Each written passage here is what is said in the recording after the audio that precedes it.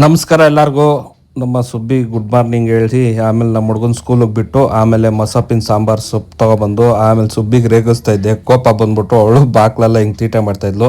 ಶನಿವಾರ ಇವತ್ತು ವಾರ ಮಾಡೋಕ್ಕಾಗಿಲ್ಲ. ದೇವ್ರ ಕೈ ಮುಗಿದ್ಬಿಟ್ಟು ಆಲೂಗಡ್ಡೆ ಪಲ್ಯ ಚಪಾತಿ ಆಮೇಲೆ ಸ್ಪೈಡರ್ ಮ್ಯಾನ್ನ ಹಿಡ್ಕೊಂಡು ಹೋಗ್ಬಿಟ್ಟು ಆಮೇಲೆ ಅಂಗಡಿಗೆಲ್ಲ ಕೊಡಿಸಿ ಹಿಡ್ಕೊಬಂದು ಮನೆ ತಗೊಬಿಟ್ಟು ಎಂದಿನಂತೆ ಹೂವು ದೇವ್ರಿಗೆ ಒಂದು ಹೂವು ಇಟ್ಟು ಆಮೇಲೆ 1 ಗಂಟೆ ಆಗಿತ್ತು.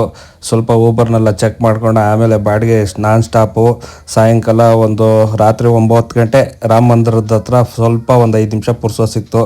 ಆಮೇಲೆ ತಿರ್ಗಾ ಅಲ್ಲಿಂದ ಆಗೋ ಅಷ್ಟೊತ್ತಿಗೆ 10 ಗಂಟೆ. ಹಂಗೆ ನಮ್ಮ ಏರಿಯಾ ಕಡೆ ಫುಡ್ ಸ್ಟ್ರೀಟ್ ಬೇರೆ ಆಗ್ಬಿಟ್ಟೈತೆ GKW ರೋಡಲ್ಲಿ.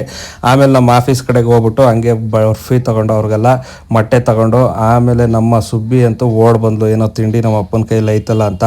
ಸರಿ ಇವ್ರಿಗೂ ಬಾಯಿಗೆ ಒಂಚೂರು ಕೆಲಸ ಕೊಡೋಣ ಸ್ವೀಟ್ ಮಾಡೋಣ ಅಂತ ಕಡಲೆಕಾಯಿ ಬರ್ಫಿ ತಂದು ಎಲ್ಲರಿಗೂ ಹಂಚಿ ಆಮೇಲೆ ನನ್ನ ಕತೆ ಆಮ್ಲೆಟ್ ಮಾಡಿ ನಮ್ಮ ಅಮ್ಮನಿಗೊಂದು ಆಮ್ಲೆಟು ಎಲ್ಲರಿಗೂ ಆಮ್ಲೆಟ್ ಮಾಡಿ ಕೊಟ್ಟೆ. ನಮ್ಮ ಸುಬ್ಬಿ ಹೇಳಿದ ಕತೆ ಕೇಳ್ರಿ.